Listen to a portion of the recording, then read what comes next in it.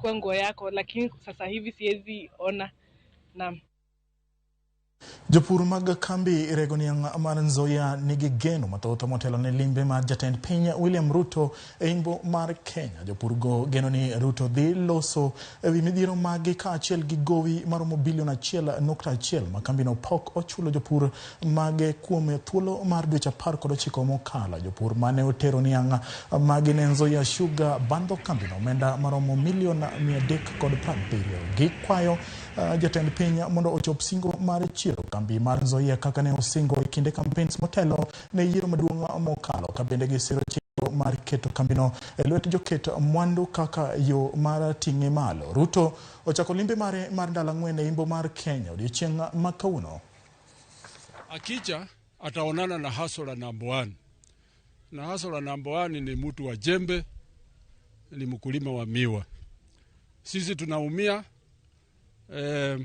kama hasola, hatuna payslip, na wenye wana payslip hata za zingine wanapewa advance in 30 days, na sisi kama wakulima tunangoja almost like 2 years na hakuna advance.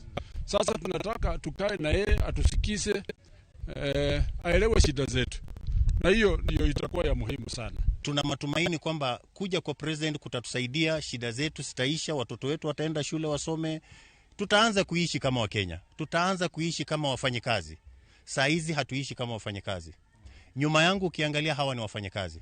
Hata ukiangalia wewe mwenyewe, ukiwaangalia vile wamekaa, ni watu mawazo ni mengi, shida ni mingi, hawajui watoto watakula namna gani, hawajui watoto wataenda shule namna gani. Next week shule zinafunguliwa.